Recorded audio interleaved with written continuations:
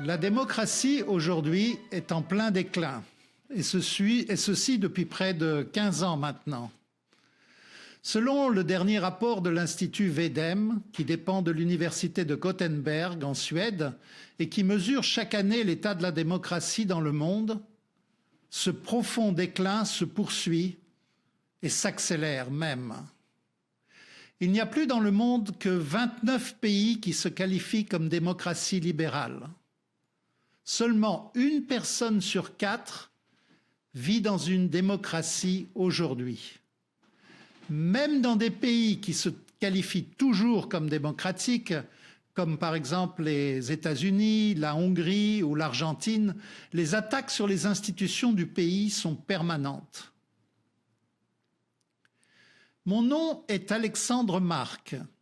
Je suis l'auteur d'un livre qui s'intitule « La démocratie à l'âge de l'hyper-individualisme ». Je voudrais vous parler dans cette vidéo des raisons qui m'ont poussé à écrire cet ouvrage. Il y a en effet beaucoup de livres sur ce sujet, alors pourquoi écrire encore un autre essai sur ce thème? Je vais essayer de vous expliquer quel a été mon cheminement et quelles sont les principales idées que j'ai voulu exprimer dans cet ouvrage, et aussi, bien entendu, pourquoi il me semble qu'elles sont négligées aujourd'hui. Remontons un peu en arrière à 2016. À cette époque-là, j'étais le spécialiste en chef pour les questions de conflit et de violence à la Banque mondiale.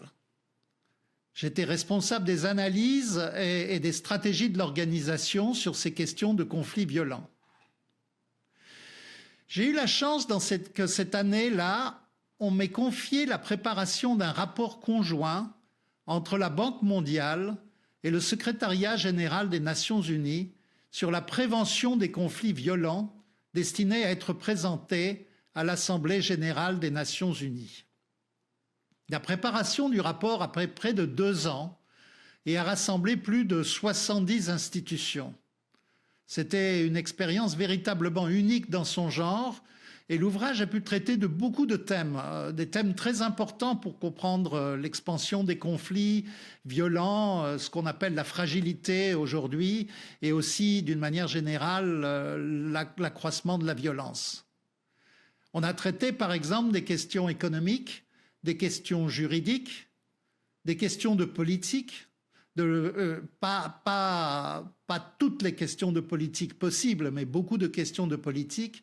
On a traité de la gouvernance, de la corruption, mais on n'a pas pu parler dans cet ouvrage de la démocratie. J'ai trouvé ça très dommage, car le régime politique d'un pays a une énorme influence sur le risque de conflit dans ce pays, mais aussi avec ses voisins. Et cela a été largement prouvé historiquement. Évidemment, la raison de cet inconfort des États membres des Nations unies était politique. Beaucoup de pays qui siègent au Conseil de sécurité ne sont pas confortables avec ce thème. Ils ne veulent pas qu'on parle de régime politique. Pourtant, le type de régime est fondamental pour comprendre les tensions internationales aujourd'hui et les risques de conflit. Si la Chine était plus démocratique, par exemple, qu'elle ne l'est actuellement, les rivalités commerciales et économiques avec les pays occidentaux joueraient de façon très différente. Si en Russie, nous n'avions pas eu ce tournant très fort vers l'autocratisme, vers l'autoritarisme, depuis les années 2010, les choses seraient également très, très différentes en Ukraine, mais aussi ailleurs. L'évolution de la démocratie dans le monde est fondamentale pour comprendre comment évolue la géopolitique mondiale et les tensions qui menacent notre équilibre international. J'ai quitté la Banque mondiale en 2020 et j'ai rejoint différents think tanks, l'Institut Brookings, ici à Washington, et plus tard aussi l'Institut pour les transitions intégrées, qui elle est basé à Barcelone. Et puis plus récemment, j'ai aussi rejoint l'Institut Montaigne, qui est à Paris. À travers toutes ces expériences qui m'ont énormément apporté, j'ai pu me focaliser sur les questions qui concernent l'évolution de la démocratie et son impact sur les tensions géopolitiques globales que je n'avais pu aborder dans la préparation de notre rapport pour les Nations Unies. Il y a plusieurs choses qui m'ont marqué pendant cette période de réflexion. La première, c'est que le déclin démocratique a des causes extrêmement différentes en fonction des pays et des régions. Si on regarde ce qui se passe en Russie, par exemple, ou aux États-Unis, ou dans le monde arabe, ce sont des situations totalement différentes qui n'ont rien à voir l'une avec l'autre, mais qui aboutissent toutes à une érosion importante de la démocratie. En Russie, on ne peut pas comprendre la montée de l'autoritarisme sans prendre en compte ce qui s'est passé au moment où l'Union soviétique s'est effondrée. La crise absolument terrible qu'a subie la Russie dans le début des années 2000 était très semblable par son intensité à celle qu'a traversée l'Allemagne dans les années 1920.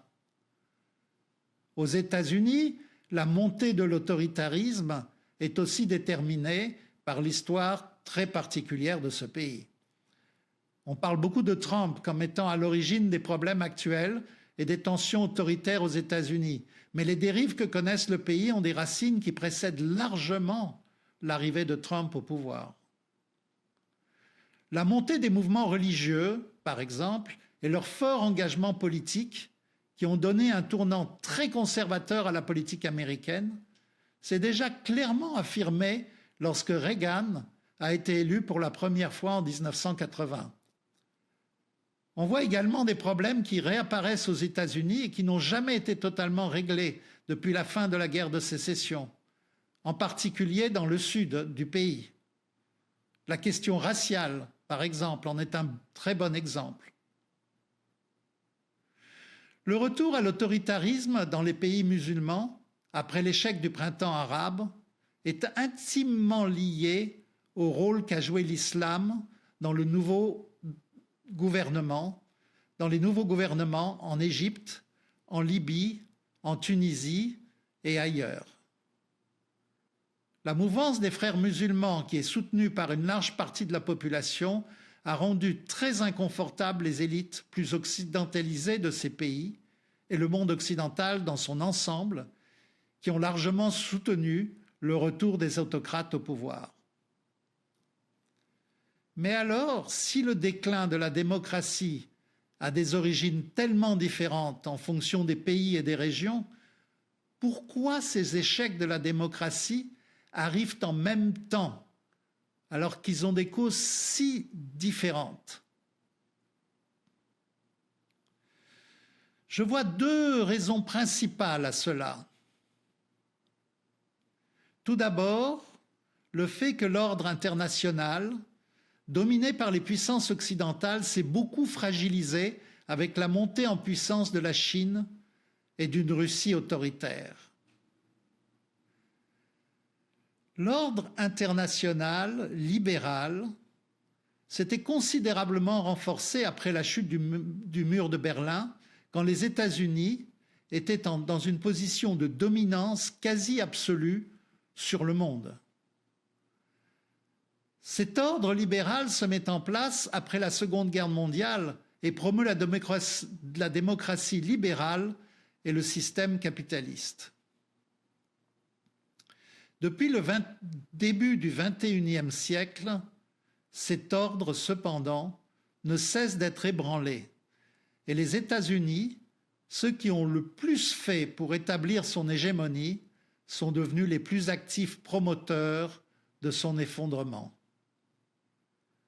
Cette contestation de l'ordre international par toutes les grandes puissances, sauf peut-être l'Europe, permet évidemment à beaucoup d'autocrates d'arriver au pouvoir, d'éviter les pressions internationales et surtout d'éviter les sanctions.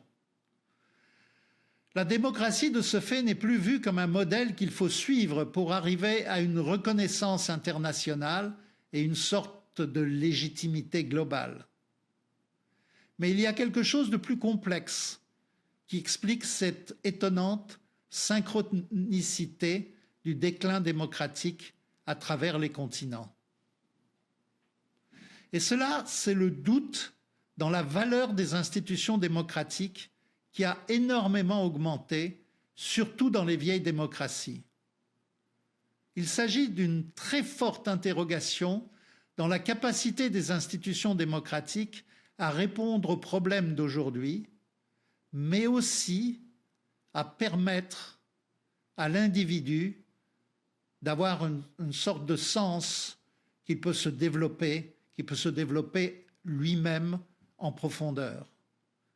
Pourquoi ce doute à un moment où on pourrait penser que les gens vont mieux, à un moment où on n'a jamais eu une espérance de vie aussi haute, en tout cas en Occident, un moment où on vit un confort inédit grâce à la révolution des transports et des communications, et où l'on sort d'une période particulièrement paisible au regard de l'histoire de l'humanité.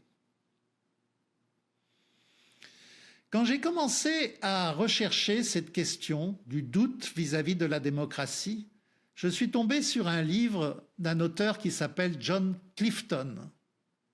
Il est le directeur général de l'Institut de sondage et d'enquête très fameux Gallup, qui travaille aujourd'hui dans plus de 122 pays. L'Institut mène beaucoup d'enquêtes et de sondages et toutes sortes d'analyses sur la façon dont les gens pensent et ressentent leur situation personnelle. John Clifton a écrit un livre qui s'appelle Blind Spot. Ce livre m'a vraiment beaucoup marqué. En fait, le titre est Blind Spot, The Global Rise of Unhappiness and How Our Leaders Missed It. La traduction en français serait Angle mort, la montée globale du sentiment d'être malheureux et comment nos dirigeants ne l'ont pas vu venir.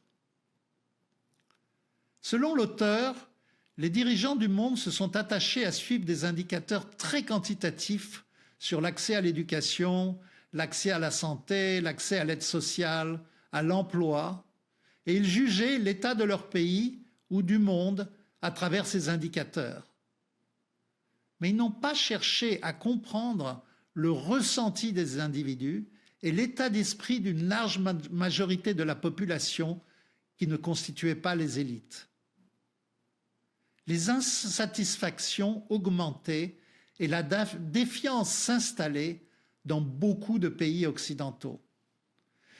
Gallup a d'ailleurs créé un indicateur très intéressant qu'on appelle l'indicateur des expériences négatives, construit à partir d'un certain nombre de questions qui sont posées sur le bonheur, la satisfaction d'être dans plus de 122 pays. Et ils ont vu que cet indicateur négatif progressait très rapidement. C'est-à-dire que les gens, depuis le début du XXIe siècle, du XXIe siècle, se sentaient de plus en plus mal à l'aise, de plus en plus mal dans leur peau et de plus en plus insatisfaits. Évidemment, les résultats varient d'un pays à l'autre, mais la direction globale est claire. Ce que j'ai trouvé particulièrement frappant, c'est que cette tendance est apparue au même moment où les indicateurs de confiance dans la démocratie, eux, commençaient un long déclin. Le déclin démocratique est donc très profond et n'est pas la responsabilité de quelques individus qui ont des velléités autoritaires. Il est le reflet d'un malaise social et culturel généralisé et très profond. J'ai voulu essayer de comprendre la raison de cette corrélation entre insatisfaction et baisse de la confiance dans la démocratie. Cela est d'ailleurs le thème principal de mon ouvrage. Évidemment, cet essai propose des hypothèses, parce qu'il y a relativement peu d'analyses approfondies sur ces questions, selon une perspective plus sociologique que politique. J'ai essayé de proposer un certain nombre de pistes pour expliquer le déclin démocratique aujourd'hui, et en particulier la forte montée des tendances très individualistes qui marquent nos sociétés au XXIe siècle. Je vous propose donc une série de petites vidéos qui vont, j'espère, vous donner un aperçu d'un certain nombre des idées que je développe dans mon livre. J'espère qu'elles vont vous donner un éclairage que vous trouverez intéressant sur ces questions qui me paraissent absolument essentielles pour notre futur.